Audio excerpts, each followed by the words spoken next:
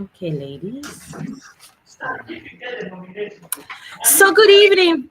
Good evening, listeners. You're welcome to the Voices of the Millennials right here on Love Bay Radio, your favorite show, coming to you, streaming to you on all our social media platforms. My name is Annamaria Amissah, your favorite host. This is the platform where we talk about everything that concerns young adults, millennials, and this is definitely a journey of exploration, empowerment, and understanding. Thank you so much for tuning in. It's going to be the best 50 minutes max of your time.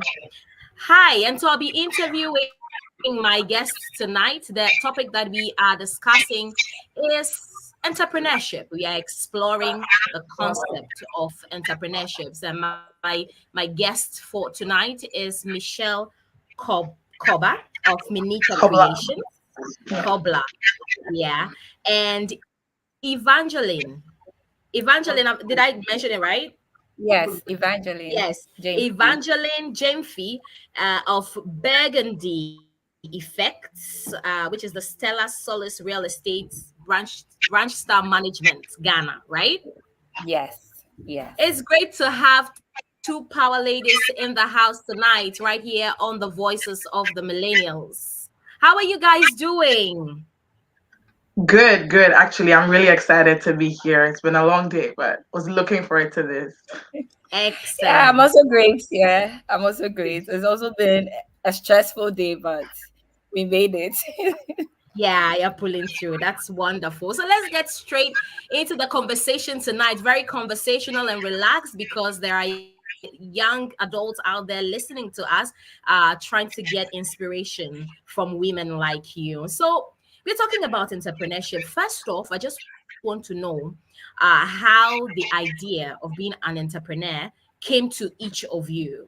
I mean, I know that as young adults growing up, we have a checklist, right? We have a checklist of who we want to be in the future, the kind of company or career that we want to take, what we want to do. So at what point did the idea of becoming your own boss come to mind? I'll start with you, Michelle. Hi, everybody. It's my name is Michelle Cobblah, as Anna Maria said, and I'm the founder and CEO of Minika Creations. Actually, funny enough, that's not my only business. I also have Koshel Couture, which is a fashion line. But today I stand here for Minika Creations. The idea of being an entrepreneur, that's interesting. I think I've always been a creative person. And so just I had a good encouragement from my support system, my parents, to consistently channel my creative energies into making money for myself. Because one thing that I find myself constantly doing is creating in every space that I find myself, whether in the corporate world, whether in family businesses, whether in with my friends. I've just always been that creative voice among my friends and among my work colleagues. And so I think a big thank you to my parents who have constantly been encouraged me to constantly learn to improve myself in whatever I do, and to my friends that have constantly encouraged me, not silence my voice in any way, but encouraged me to push to be the better version of myself. And to God, because I'm a Christian, I'm just saying thank you to Him for giving me the skills that I've constantly expressed over Mm. time. So what's Benika Creations like? What is it about? So Monica Creations is an events business. Mhm. So Michelle was actually inspired by a friend called Anika who I've done a lot of my creative work with. And so Michelle and Anika, Monica. And I chose creations because, like I said, I'm a creator. I'm not just like an events person, but in every space that I find myself, I create. And so when you come to me and say, oh, I want to do this, I put together my creative juices, do a lot of research and inspiration. I literally sleep and I dream creativity. That's how Nice. much of a person I am, creative person I am. And so Minika Creations, my handle on Instagram is Minika Creations, and same on YouTube, same on TikTok. Is basically a creative space for events. And so any events, just bring it to me. I'm gonna put something together and create something great for you. Right. Eva, tell us, how did the journey of entrepreneurship start with you? Okay, so mine started at a young age. I actually saw my mom being a corporate woman and also a businesswoman. Anything she touches succeeds. And I'm like, oh, I want to grow to be like this woman. I need to follow in her footsteps. So that's how I started. So way back in senior high school and junior high school, I started selling lollipop. And from there, senior high school, I started selling watches. So something that they sell out for like a fancy, they should give it to me out for a 10 cities. I'll give it to my colleagues and friends for a 20 cities. So I think later when she found out I was selling the 100% profit, she was like, who taught you that kind of business? But then the beauty about it is anytime she gives me something, I don't send it back. Like I actually send her money back to her. So she was so proud of me. And I always love to bring people together. I love the whole sense of community. And way back, I was part of the Gunsa in school and also What's entertainment. that? What's Nusa? Gunsa. So it's Oh, Gunsa. oh, Yes. okay. Like It's an association those of young people unions. trying, Okay, yes, okay.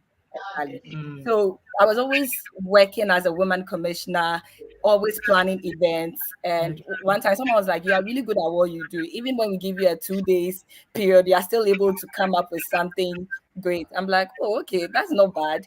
So right after senior high school, I decided to host a Thanksgiving program to God, saying, oh, we thank you for taking us through this whole process. And I brought some of my friends on board, and we had our first program, which was the Kadosh Praise. And I think our guest artist then was Joe Metal. And we filled the whole church with a capacity of like 1,000 students. And Joe was like, no, Eva, the way you already know Joe Metal. So he's like, the way you planned this thing, I think it's something you are good at. I think it's something you should go into, like event planning. And my mom had seen like series of events I've planned without taking any money and doing it with a whole passion and stuff. She was like, no, it's something I really love. So I decided to look into it when I went to university, and people were just coming to me to plan events. And I only love to plan, to be honest. It was just planning and coordination. So I decided to move on to go into the planning and coordination school. That was event master class. And when I went, I realized I love design. I was designing effortlessly. So I decided to also branch into event design. So, yes, here I am now after how many years doing event design and planning. And also with my sales background, I decided to move into real estate, and it's been very great. It's been really great so far. So you guys moved. You basically moved from the corporate world to becoming your own bosses, or you were just Okay, uh so for me, I was working in the bank. I was with Stanbic Bank, and I was a salesperson in Stanbic Bank for um private section and executive banking. So that's those who earn 10,000 Ghana cedi and above. We were supposed to literally bring those kind of clients in there. And I realized that the kind of effort and passion I was putting in was selling and also convincing them and making them feel at home. It was something I could also push into my business for them to know that, okay, if your business is with me, I'll make you feel at home. And if I'm also selling a house to you, I'll make you feel that, no, this is a home you would love to live in for this number of years. Or even if you're a landlord, I would actually make sure you get investments, monthly investment coming through. So it was something I loved doing in the corporate world, and I decided to just push it into my personal world, and I just moved straight into entrepreneurship, and it's been powerful so far. nice, nice. Um, uh, Michelle, you were telling me that and you are a creative person. So does that mean that you went straight into your business, or you did some form of corporate business, like you were working for somebody for a while before you ventured into what you do now? Yeah, so I currently work with Deloitte. I work as I'm a senior analyst for immigration case management. There's a public policy side of me as well, which I can't let go. And in Okay. fact, I'm doing my master's at U of T with for public policy as well. Just because I love speaking about current issues. I like debating those as well, and so there's that part of me. But when I'm not doing that, then I'm definitely doing like events, or I'm doing like putting some clothes or something like that together. In terms of branching into events, I just Monica is under a year old. I started last year in the summer, around I think in July I'll be 1 year. It was after doing a series of events for my friends, and there was that encouragement to why not just do this as a business? Because technically you've planned like 5 parties already, and it's like, oh, you keep like you literally do everything that an event planner does. So I actually launched Monica under a year ago. But when, like I said, I'm still doing Deloitte. I work corporate, and I honestly don't foresee myself leaving that for a long while still growing my events and my clothing line. Mm. So, that yeah, young adults are a bit of struggling when it comes to idea generation, trying to know what exactly they want to do, how to even grow the idea that they have to be able to venture into something like entrepreneurship. What advice would you give a young adult who is listening to us and is so wanting to nurture that entrepreneurship idea that he or she has, but has no idea how to start? The I'll first thing start. I'll say is, Yeah, oh, with you, sorry. Michelle. No, Okay. with you. Okay, very good. The first thing I'll say is seek wisdom. Like there's nothing, wisdom is so priceless. I can't even explain to you. It's and I think like I said again, like I'm Christian and I understand wisdom, the importance of wisdom. Um and even in the corporate world, wisdom is key. Also outside the corporate world, wisdom is key. Just gain knowledge to the point where it fills you so much, you know that you have to pour out of the belly of out of your belly, out of your brains. Just seek wisdom, because no matter what you do, if you don't seek enough wisdom, it's not going to be sustainable. If you don't seek enough wisdom, you are going to be it's already a rocky road when you think you know what you're doing, but when you don't know what you're doing at all, you're going to have a really hard time. And so seek wisdom is the first thing that I'll say. The second thing is that you can just start small, start from somewhere. Just always start from somewhere.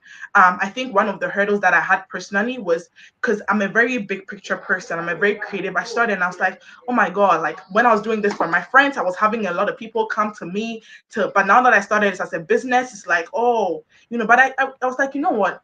Just start small. Eventually it will build up itself. People will see the value that you bring to the table, and you wouldn't even have to ask. People will come to you when they know you seem like you know what you're doing, or when you know that you know what you're doing is what you're supposed to be doing.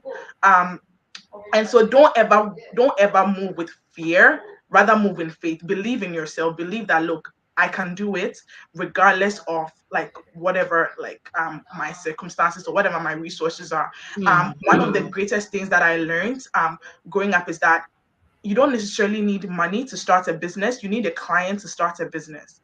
If you don't have any money at all, but you have a good client, you're able to convince the person to get their money to render that service. It's not even your money at that point. And so that's one of the things that really motivated me. I don't have to have all the money to purchase all the capital that I need, but just putting in the effort to gain a client would actually bring me money to be able to build that capital. And so the reverse is what a lot of people think. Oh, I have to have money to even start my events. No, you need a client. That's what you need, because that's how you're going to get the money to even start what you want to do. And then the third thing I'll say is that always have always reach out to the community. Like, your community is so important. And that's one thing that I've really learned in this entrepreneurial journey, that you can do it yourself, but you need community. You need encouragement. You need other to learn from other people. You need people to say, oh no, this thing that you did, you didn't do it right, or like this thing that you did, you could have improved. This thing that you did, just giving you that feedback. Community is really important. So if you don't think like you have community, please reach out to me. I'll be your community, because I'll provide that Nice. encouragement. I'll provide that encouragement for you to go get what you want. If you're crying in your bed and times are hard, at least you have that one person that you can call to say, look, you know what, you're good at this. This was a hurdle, but you can push through. Just having that, and I'll say those three things have basically helped groom me to this point. in my entrepreneurial journey. That's wonderful. Eva, let's hear from you. I was asking, I don't know if you still remember the question, but I Yeah, I was asking, remember. yeah, okay, so let's hear from you. So my advice would be that to start something you are passionate about. Passion drives perseverance, and that's crucial in entrepreneurship. Like, don't be afraid to take risks or learn from your failures. They are often your best teachers. And networking is very key. It's something I really learned on my journey. Like, networking is very key. So you have to surround yourself with supportive and knowledgeable people. And I think my sister has actually mentioned that the wisdom and also people, they are key factors to making your business work in any way or any form. And most importantly, you have to be adaptable. The business world is always changing, and being able to pivot will keep you ahead in times of need, in times of any mishaps. If you are Mm, adaptable, you're able to move in this business world. mm. So when it comes to doing business, market research is quite important. You need to know how you're going to stay afloat. So you need to know what the people actually want, whether your business is relevant, whether, how did that market research journey go for you when you were starting off your business? Michelle. Yeah.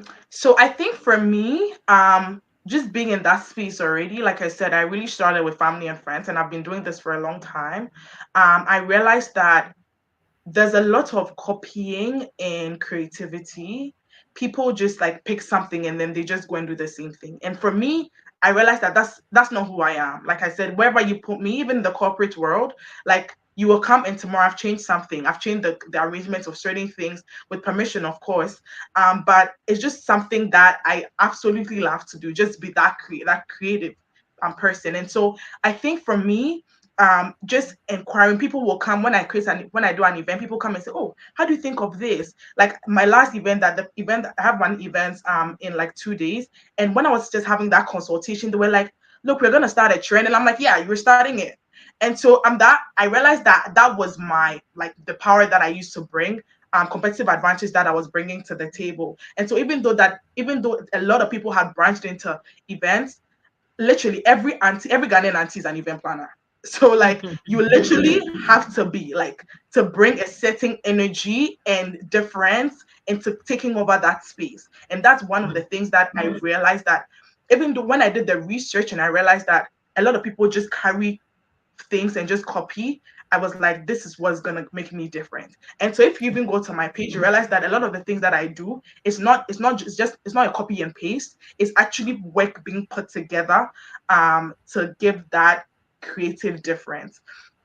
And so I think for me, doing market research was really good to be able to help set me apart and also to help me identify my niche. Believe you me, every events are different. The way you do corporate events are different from the way you do social events. In social events, there are different like types of events. And so just that market research helped me educate myself about, no, this is what I bring to the table. This is my market advantage. And also this is what I want to change about the space that I've researched about.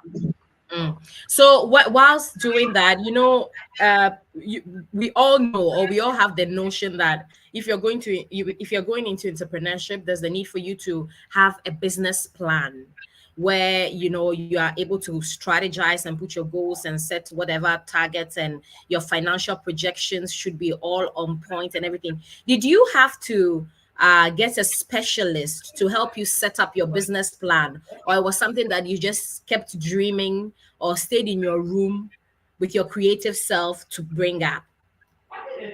Okay, so this is a really good question, because like this is literally has been a challenge I've been tackling over a good period of time before I got a hang over it. In hindsight, when I started, truthfully, I started out of excitement. It was like, oh, whoa, let's do this. And so I didn't really put pen to paper.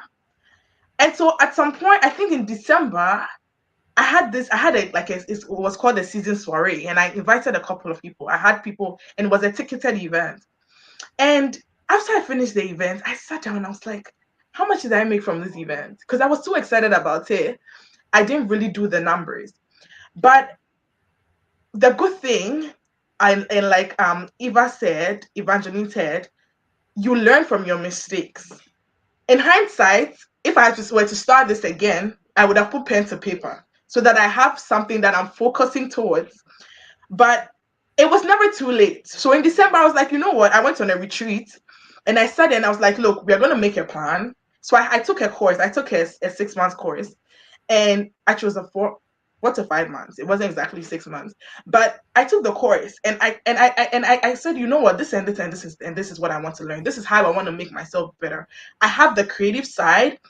I have the a business side from somewhat freestyling, but I want to be a better business person beyond the creativity. And so it took me time. It took me, I started in July. So it took me 5 months to realize that, look, you need to sit yourself down.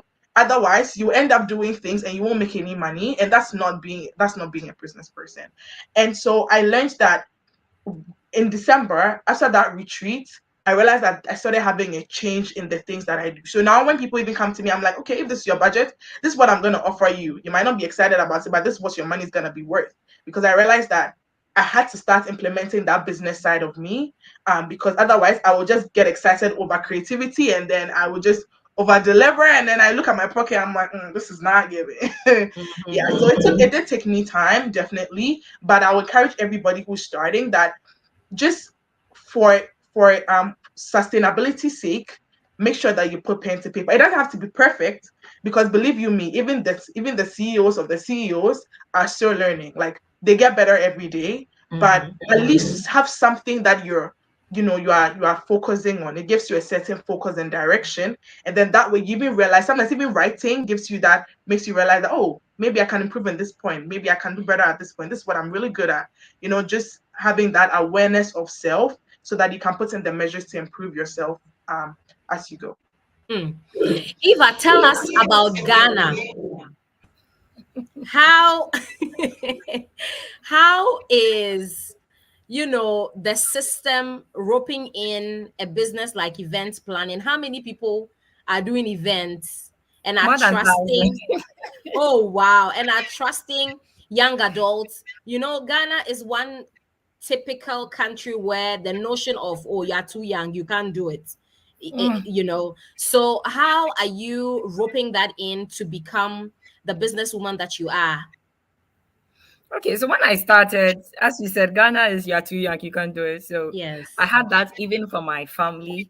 Oh, why are you doing events? Even there's nothing in events. And I'm like, that's my passion. And I believe that's where the world will move to in years to come. Yeah. I was saying this without any market research. I was just saying it for saying it because it was something I loved. It was something I found joy in. So I decided to go hard on it. And when I started with market research, I really didn't do enough market research, to be honest. All I wanted is, okay, I have an event. I'm going to work for the person, whether the person has money or the person doesn't have money. I'm willing to work with different niches. But then I think after 6 months, I realized that no, I need to carve that niche for myself, because someone can come with a budget and you tell the person, okay, with this budget, this is what you are going to have. And they rather get pissed because they come with an elegant design and they give you they mention just any amount and you're wondering, like, do you know what the prices on the market is? So what I decided to do was, okay, I'm not going to work for the low income people. I'm just going to carve my niche. I'm going to work with, that's the truth. Period. It's the truth. Period. I don't mind working for those who do not like paying are the ones that will stress you the most when it comes to events. And Yeah. I've had that several times, and I've come to that realization that I have gone past that stage now. I've been able to go through that stage. I've gone past it. I am willing to say, okay, I'll work for a low income person because maybe I know you are my friend. I'm willing to do that with you. But prefer to work with middle income, high income, because then you can speak my language. You understand what I am bringing to the table. This is what's happening in the market, but this is the additional thing I'm also willing to add to what you are getting. And that has been working for me perfectly. And I Wow. realized that it took some part of stress off me, because now you are now trying to convince other people that their budgets that do not match with the design, that, oh, you can do it this way. And the buhaha is too much in respect to that. Really. I think she can testify to that. Girl, too much. Wow. Wow. we are comparing Ghana and Canada as it stands now, and I'm Yeah. wondering which country is favorable for doing which country is providing a thriving environment to do business. Is Ghana doing okay? Ghana, business or events? Which one are we Business going for? wise, business So wise, business yeah. wise, so to be honest, right now Ghana, the economy is not really favorable. It's not really favorable. We even have our international people who are even doing business here leaving. How much more the locals? It's not really Mm, favorable. But if you have the right business plan, like you mentioned earlier, it was mm, like for me, my business plan, I drew it officially beginning of this year. It keeps changing, but now I have like the perfect one, and I didn't give it to anyone. I went through a business plan course on Udemy, found how to do it. I already have an accounting background. I did accounting in school, okay. so financial Okay. aspect was perfect. So I was able to do that, and it's been Mm, it's been good. But our economy, is not the mm. best. How is it in Canada, Michelle? To be fair, the world economy is not the greatest at this point. With as somebody who studied economics and is very interested in that. But as a business person, there's always opportunity. You have to tap in. Okay. I always tell people, you will complain, but the people making money are making money. They Money. And they will always make money. So you better put the complaint somewhere and just get to work. But having said that, I my clothing business is actually like based in Ghana. And events as well. I actually even have an event in Ghana I will be flying down for as well. So I actually run events both in Ghana and Canada. And to be honest, business, like I said, business is depends a lot on the individual.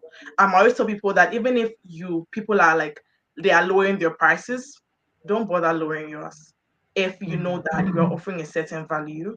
Because at the end of the day, people who are lowering their prices, they'll run out and people will start coming back to you who are offering a certain value. And so don't be in a rush to lower your prices because everybody's lowering their prices. If you want to do a discount thing, that's great. And that's Yes. because it's part of your business plan. But don't go around lowering your prices because the market is no. Don't let the market dictate to you. No. Because people make the market if you understand economics. And so I think for me, I enjoy doing events rather in Ghana compared to Canada because I think that in Ghana there's easier access to resources at a very economical price. A lot of skills in Ghana you can easily get people. People are yearning for that opportunity, and so it's very easy to do events in Ghana as compared to doing events here. You will get the resources here, all right, but it will probably come at a higher cost because here, a lot of the handy works, for example, are businesses established on their own. Whereas in Ghana, a lot of people do more freelance, like a carpenter will do freelance. You will get like a plumber doing freelance for something. You get same with like just in all the handy works, it's just easier to tap in when it comes to Ghana as compared to here, where people are more established in the handy works. But truthfully, the economy is not great anywhere. But as a business person, you have to make that opportunity for yourself and understand that you have to dictate to the market. Don't let the market dictate to you. Dictate to you. Exactly. What are Know your funding value. options? Eva, you were saying something. Go ahead.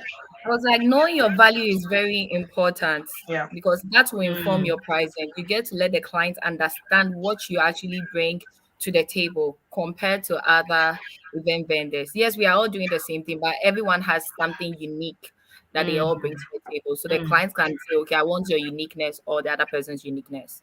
mm. But then you need to When thrive. it comes to you need to thrive. When it comes to funding option, how easy are these opportunities for startups or for entrepreneurs in Canada, Michelle? It's actually quite. I think it's a better system than in Ghana, to be honest. When you establish, it's easier to get loans here, or to get a line of credit here, as opposed to Ghana. And so I think it's here, once you do your good research, you establish your business. Even in establishing your business, I encourage you to read wide, because establishing a sole proprietorship is different from establishing a corporation. It's different from establishing a conglomerate. Just read, just so that you know what you're going into and the advantages that you get with those. There are lots of business loans outside as well, and so do your research and be careful of certain things like the rates that they charge, or interest rates and stuff like that. And like I said, wisdom, I can't emphasize it enough. Like, read. Like, the one thing people are lazy to do, and which is why they get into trouble, is because they don't read. So read, like, read, and even people, if people tell you, go and make sure that you read and confirm for yourself, so that if a scenario comes up, you know that, okay, I read this here, and I can even file. A lot of people make money from filing suits. So to the point where you can file a suit and get 10K in your pocket for yourself, just for having that knowledge. Because like I said, there's a lot of opportunities here. And I'm sure that when I go on Instagram right now, my algorithm will be saying business loan, business loan, business loan, because that's what AI be doing. But but make sure that you read and you go into the details and figure out to understand that, okay, this is what comes with this interest I'm taking, this loan I'm taking, this is what comes with this line of credit that I'm taking, this is what comes with this specifically, so that you can actually fully enjoy what the that funding comes with. Also here, taxes are important everywhere, but it's more enforced in Canada. And so make sure that you are actually reading, and you have, for this one, I'll actually encourage you to get somebody with that accounting background, so that they can actually help you in terms of filing taxes. Because one of my friends got into trouble because they were just writing things off to their business, because that's what you can do that here. Or I move, I put what's it called, accommodation in my business. I write stuff as a business expense. I get a car, I write stuff as a business expense.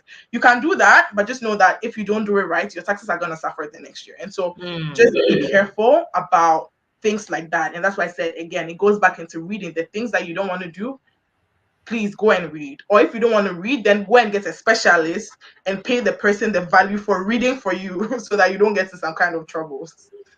You're tuned into Love Bay Radio, and we're right here on Voices of the Millennials. We're talking entrepreneurship tonight with Minika Creations and Burgundy Effect, all the way from Ghana and Canada. It's been an awesome conversation so far. Eva, how is funding accessible to young entrepreneurs in Ghana? I think Minika has said it all. It's quite difficult here in Ghana. So it's either you actually go to the bank for funds, and even with that one, they need to even see cash flows in your account first, your business account, because they're going to give you a business loan. And if they are okay with this, you can get up to 150, depending on the type of loan you've gone for. And you can also get personal people investing into your business, or join a venture capitalist or angel investors. That's what works for us here in Ghana. But most often than not, we always have people using their own money, and family Their and friends. own money. Yes, their own funds. What Family and if I don't have money? What if I don't have money, but I have the idea? in Ghana, if you do not have money, you have the idea. Even banks will not buy your idea. You I need to see. start with something, because if banks need to even fund you, they need to see cash flows, because they need to know that you'll be able to pay for whatever cash flow you have available, and you'll be able to pay for the loan you've gone for, because they can't just give you loan without any source of funds coming in. So as I said, it's family and friends. And as she said, if you get your first clients, you can then try and make something small. It's not like you exploit your clients. I don't believe in exploiting your clients. I believe in making them pay for your value. So if they pay for your value, you actually get something as cash flow. For 6 months, you only have to depend on value to create your cash flow, to get funds from the bank. And any family of friends that actually believes in your vision and wants to help invest in that vision, you can go with it. Also, you can go for debt. As I said, borrow from family or friends. I always use family and friends, because a stranger won't just give you any money. Yeah. So family or friends giving you money, then you pay. So it's either debt or equity. So whichever one you want to start your business with, it's okay with Ghanaians. But then mostly family In and friends. That's Ghana, what In Ghana, there's a lot of businesses, or let's say informal entrepreneurs, that do not really know or understand or see the need to register their business. I don't know whether it's because it's stressful to register your business or it's expensive to register your business. How is your business registered, and how is it? How are the legal operations? I mean, in terms of trying to set up your own business, is registration something that you can do easily? Yeah. Registration takes, if you are going through the normal way, it takes about 2 weeks and you get your documents registered. So far as you have your details, everything you need on your registration form, it takes about 2 weeks. You get your registration forms, corporation and everything intact. But I think most people do not want to register because of tax.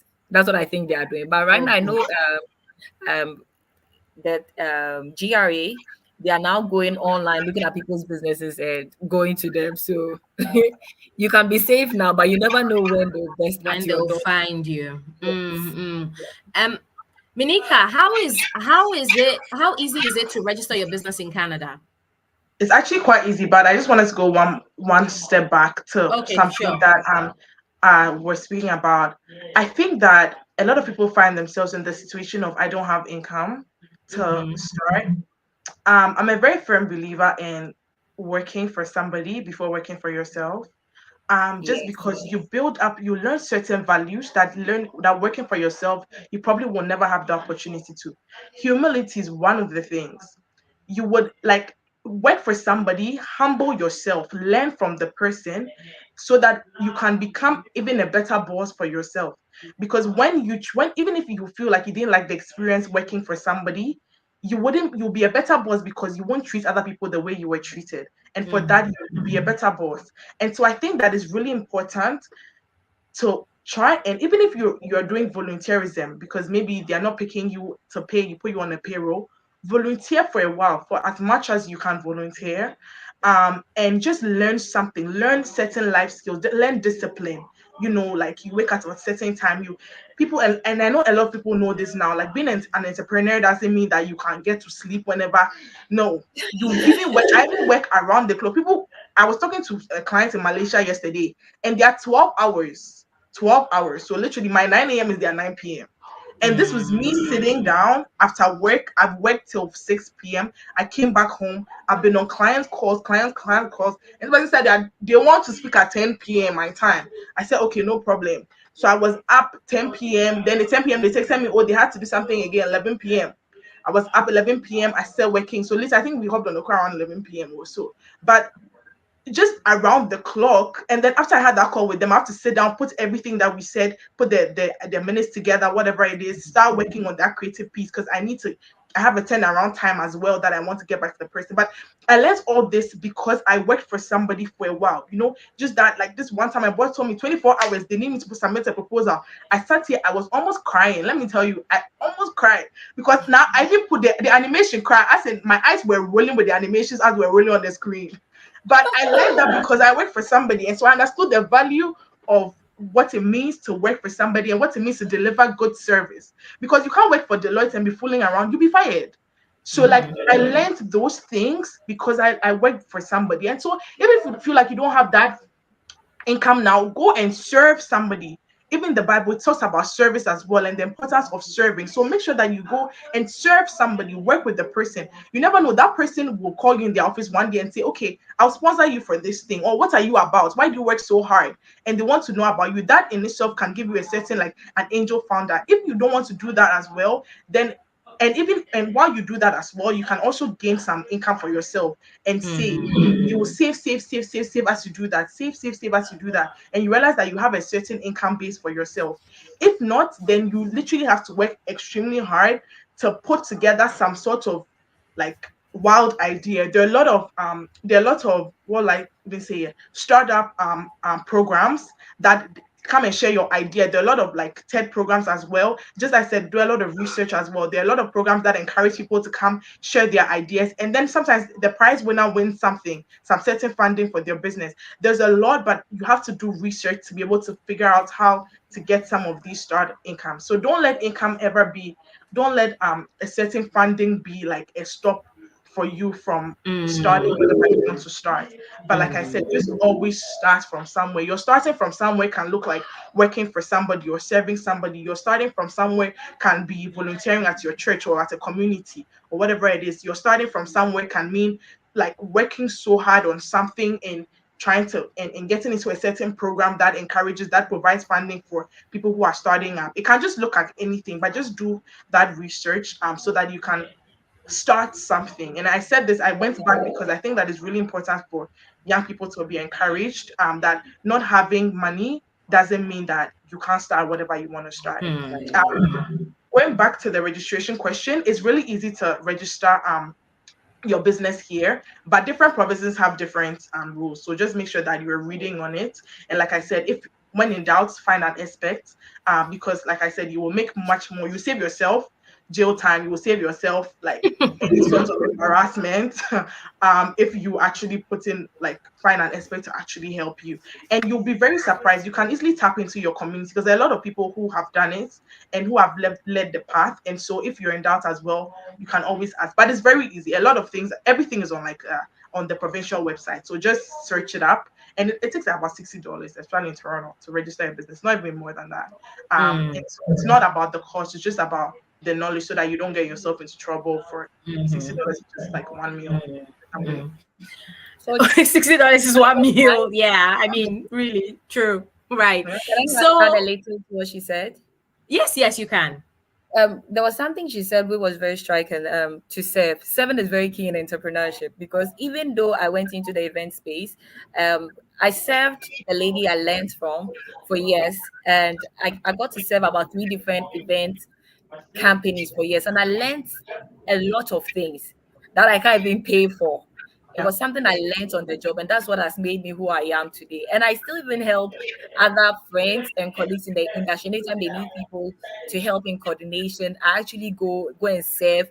And I still do learn. The learning doesn't end with what you already know. Like Yeah. wisdom, knowledge, it just keeps going. The more you do it to people, different ideas, different impact. It's very great. Seven is very key in entrepreneurship so that you can learn the ropes. Now, when you are climbing, you know that, okay, this is what they did and they failed at it. So now you know not to step on maybe the red line, but why don't you step on the yellow line? That is very, very good. I So know we need your Yeah, I know you all spoke about having a certain niche for yourself. And so it brings me to the question of branding your business. How important is branding for leveraging on branding to succeed, in business? Michelle.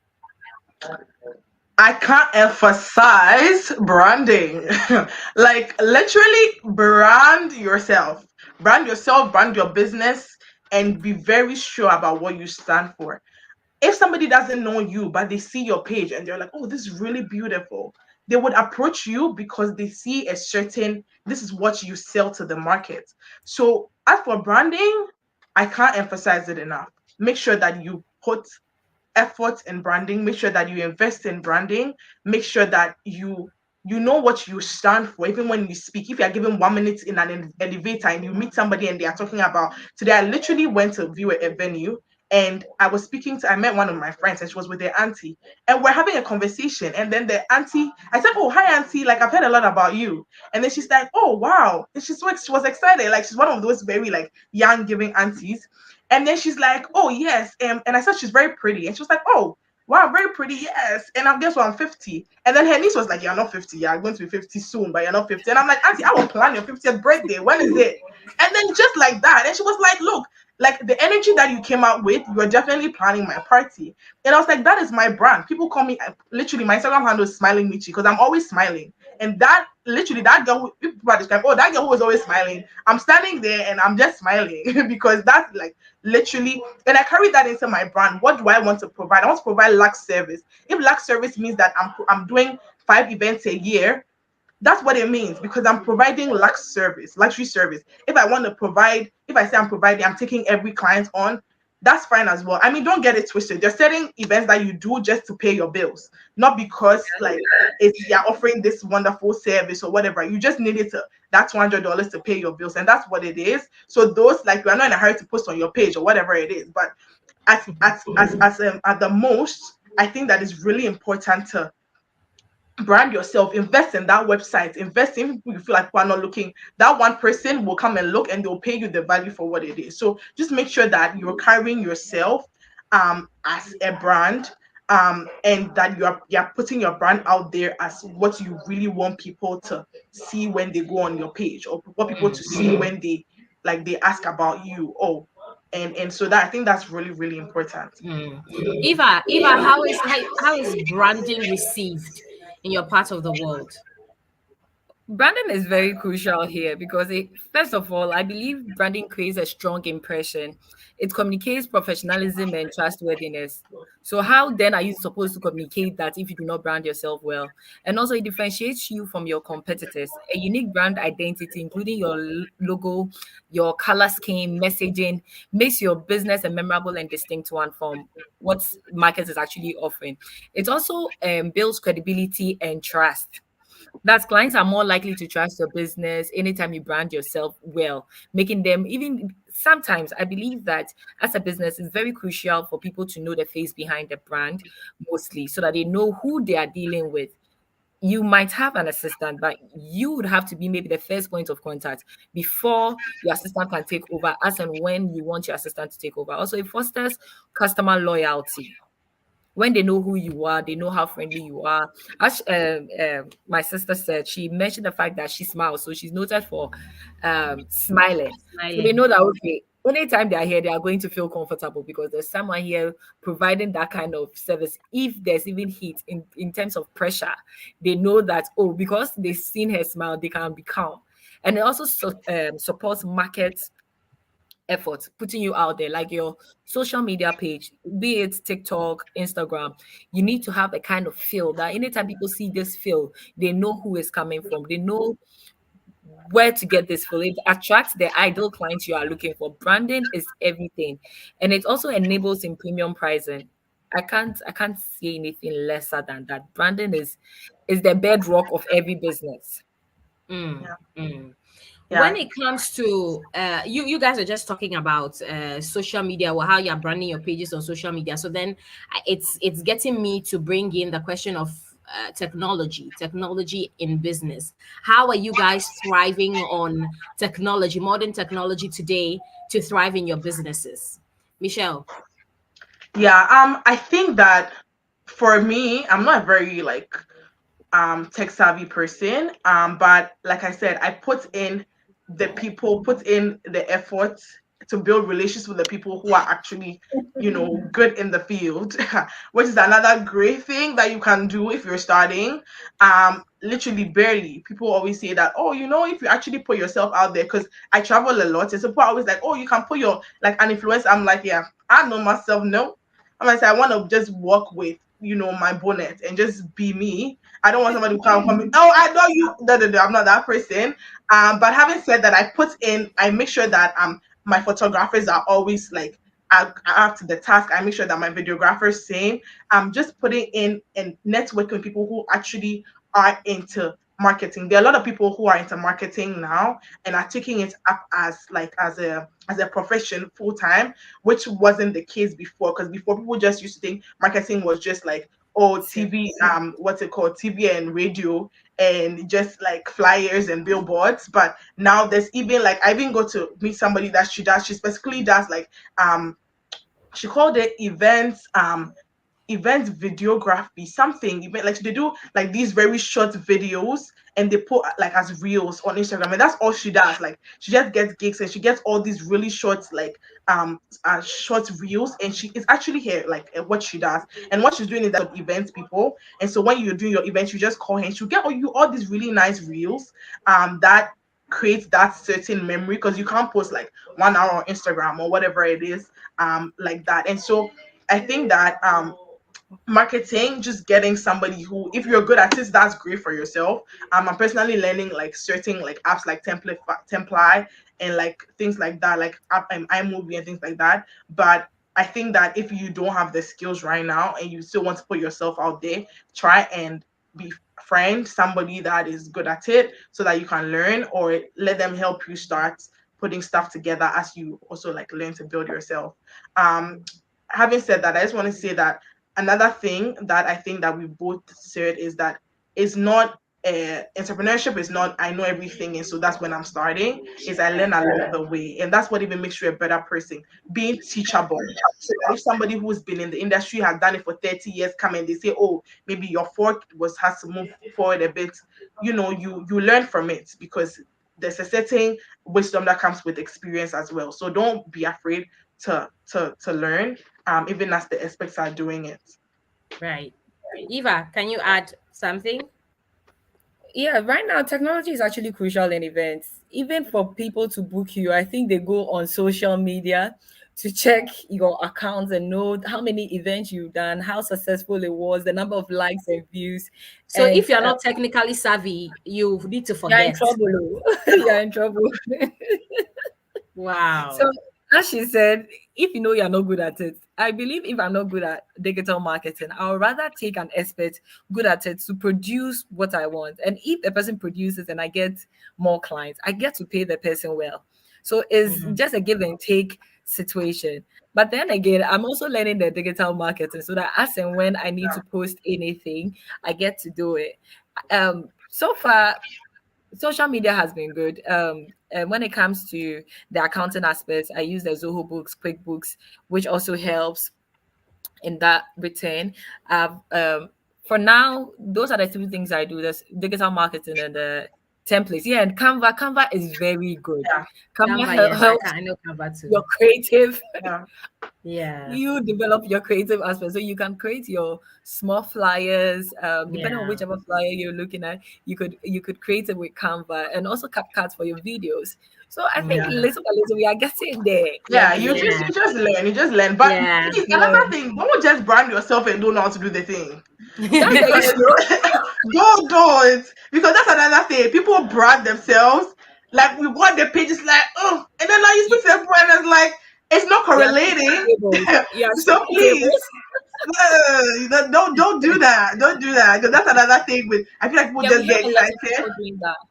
Like for me, I feel like if I have a conversation with you and I know more about your industry than you, I'm not hiring you. I want you to have a Exactly. conversation with you, and I feel like okay, you're bringing a certain value that I don't know. So Mm. just I think that that is really important. Branding, but brand with having that wisdom and expertise about what you're Yeah, doing. once you're also branding, you need to know the industry language, the Yeah, type of words that are used in the industries, yeah, and the do's and don'ts in the industry, because it's very important when you're branding, because you can't say yeah, you are branding and you do not know what the industry is really about and the kind of clientele you're also looking at. Because if you Mm. brand yourself well, you brand according to your clientele. yeah, Mm. yeah. Right.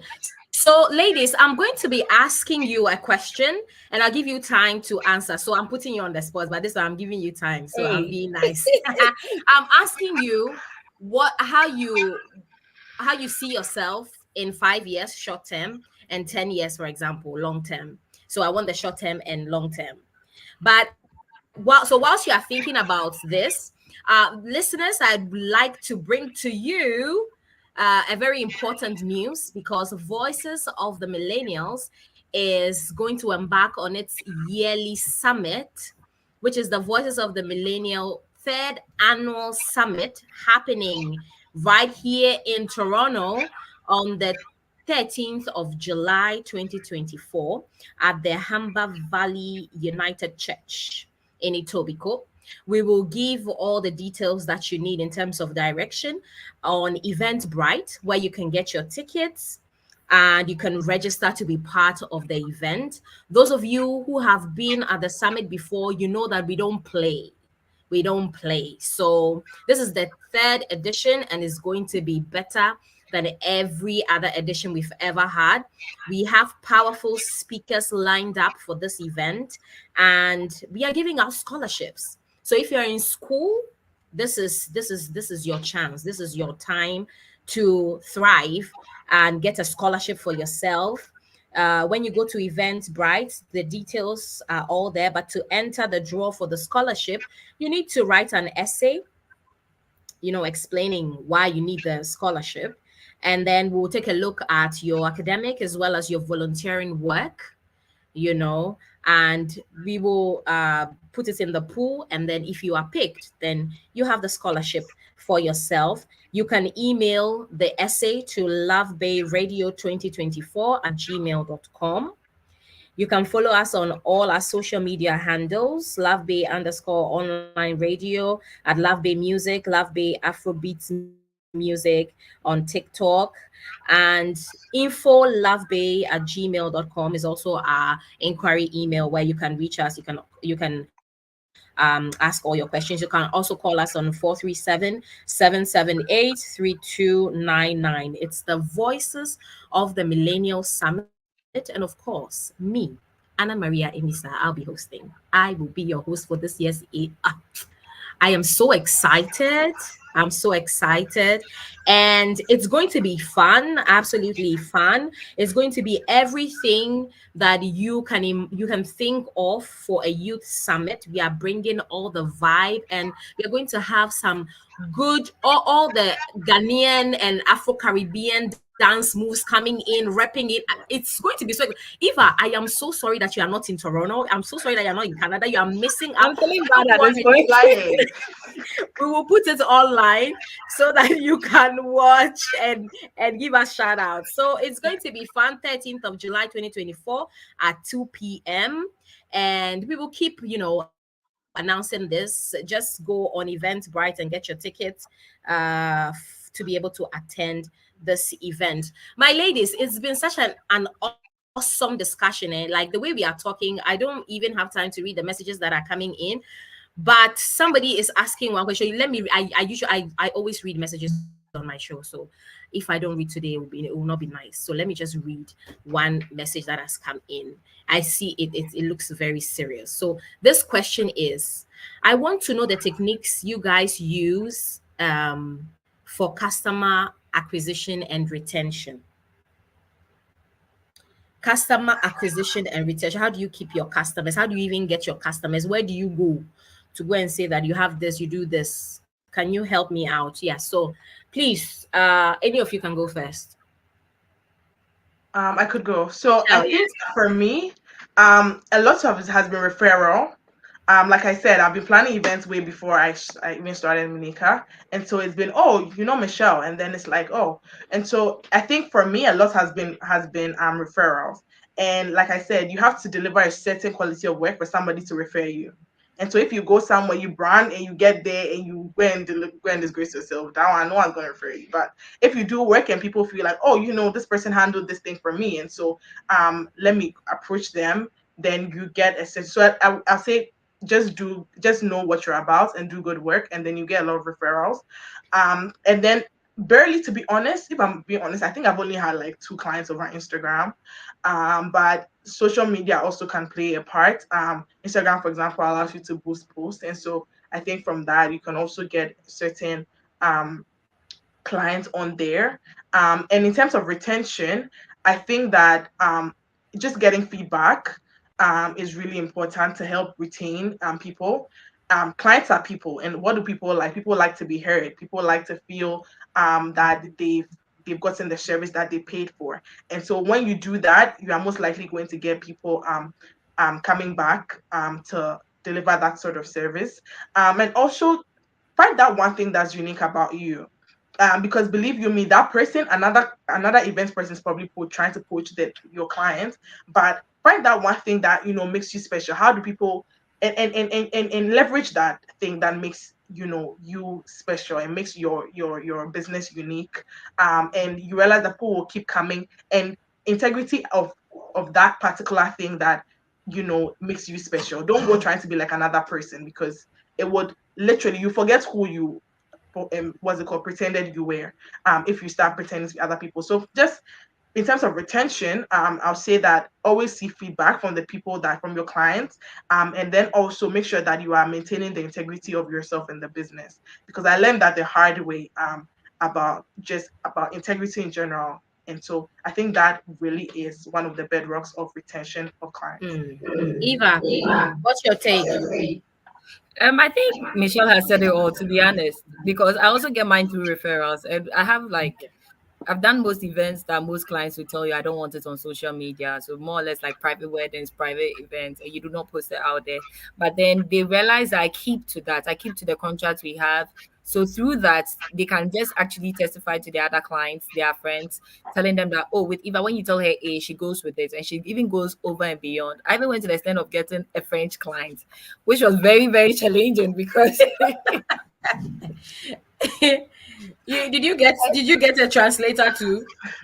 I gave her a phone, so she types whatever. I just use Google Oh Translator. wow. On the day of the event, I decided to bring one of my workers in respect to branch that speaks French. So I brought him there, and he made my life so easy that day. Oh And they were nice. so excited that they could communicate now, and they were happy with everything. The fact that I made sure all the guests didn't use their phones. Phones were collected at the entrance. They were taken. They really had fun. And now they've called me back, and I'm supposed to go all the way to Benin. And I'm like, wait, this is a whole of Benin. You should go. It's another Yes. experience. Oh yeah. I will. I'm actually thinking and planning it. But then this Nice. is someone I worked for 2 years ago, and she keeps coming back year on year. Anytime she's in Ghana, she keeps coming back year on year. She's giving me more than 10 clients because of one event. And Wow. it's just because of and integrity. Mm. Integrity, as she said, I also learned it the hard way. So I remember when I started events, I thought, oh, you're supposed to add like a 1 CD, 2 CDs on stuff to make your money. But as I went down the rope, I realized that being transparent rather makes your life easy, and they get to actually believe you and trust you more. And when I started doing that, it's been so amazing. It's been so key. And my clients are very excited about it. And they always go and they come back. So Mm. referrals, word of mouth really works for me than That's social awesome. media. But then That's again, awesome. social media boosted posts. We've gotten more than 20 people requests. We are just praying and hoping that they will come back and say, oh, they want to move with us. Yes. Nice, nice. Okay, so back to my question. Where do you see yourself 5 years, 10 years in your business as a boss lady and in life? I wanted to even ask you another question, but we are running out of time. But my producer said we can go on for a few. So before you tell me that, because that is your last speech for tonight. But I want to know, what do you guys do to relax? Because you seem very busy. You guys are very busy doing it. What is there anything you do to relax? Good question. I usually go to the spa, to be honest, if I want to Mm, relax alone. But truthfully, creativity relaxes me. After especially like my work with Deloitte, because that's really, really stressful and it's very like detail oriented as well.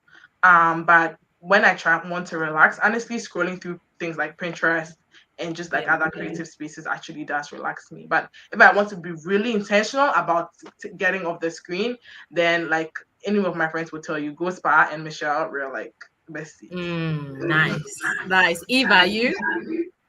Okay. So when it comes to relaxation, I don't think I really know the word relaxation. And Oh, it's not I like I'm see. overly stressed. It's very key. So with mine, as she said, I'm on social media actually checking other people's job, what is new, because the world keeps changing in the event space. So you need to be up to date with that. And if I have to go out, yeah, I call my friends, I would plan it. That's another planning stage. And making sure they are Once a all there. planner, always a planner. So, Always. exactly. And when I decide to get off screens, yes, as she said, a spa or go to the beach side, or then I still go to the beach side, but with the Bible, or stay in the house and just read the Bible. It relaxes me. Like I just get assurance in a lot of things you are going through. Like, Nice.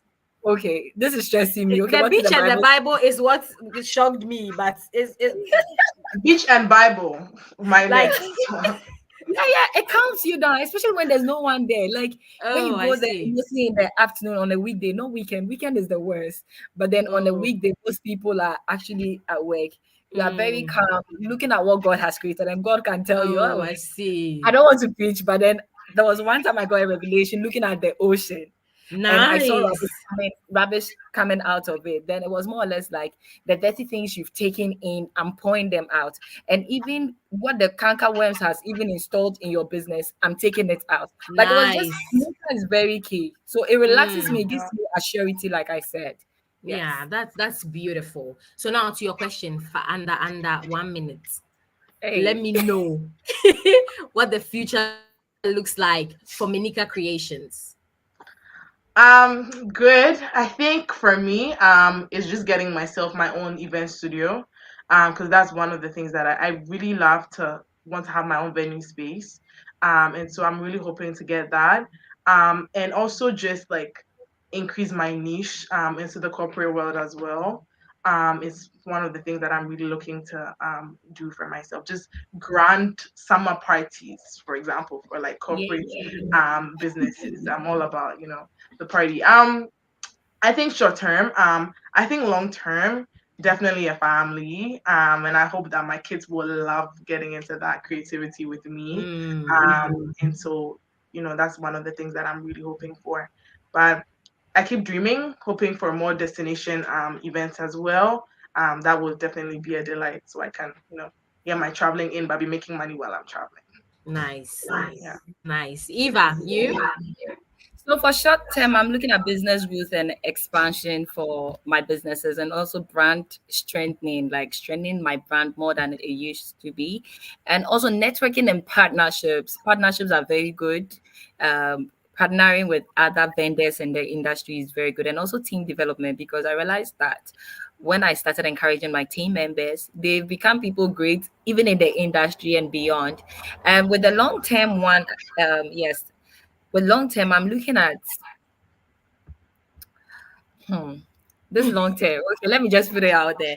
So with my long term, I'm looking at opening an event center and also diverse business portfolio. I'm looking at new ventures. I'm also looking at expansion. That's Africa and beyond, not just Africa, but Africa and Mm. beyond. That's what I'm really working towards, and also looking at how to create educational programs for community and social impact, also charity events, sustainability practices, and also for personal growth. Yeah, family, friends, and personal development is very key in everything I want to do, a balanced life. So whilst having my business life, I want to have like the balanced life also at the side. And I want to That's just amazing. yeah, a recreational center for Burgundy Fair where people come together to enjoy themselves. And the last one, short term, is a Burgundy Christmas. That's what I'm planning for this year. Gonna Oh, a Burgundy Christmas. That's the theme. I have the theme. I'm now putting in I the love it. oh, designing nice, it. nice, So yeah. nice. So I it's going to wish you be a ladies Christian all the Christmas very party. best. Thank you. Mm. Yeah. That's beautiful. I wish you girls all the best. You guys are boss ladies. You are indeed mentors for young adults that are listening to us and wanting to do things that they haven't been able to do because they need that little push that they are not getting, but they are getting it right here on Voices of the Millennials on Love Bay Radio. Thank you so much for joining me tonight, ladies and Thank you for having listeners. us. Thank you for always tuning in. And I did assure you that it was going to be the best 50 minutes of your time. We've gone 1 hour past it. So, well, it's been the best 1 hour of your time right here on Love Bay Radio. Thank you so much for tuning in as you always do. Stay tuned to our next episode where we'll continue to explore issues that matter the most to our generation. And remember, like I always say, your voice matters, your story is important. And together, we can build a brighter future for the generation to come. My name is Annamaria Amissah, your regular host on Love Bear Radio, Voices of the Millennials. Join us next week. Bye-bye. Bye. Bye, ladies.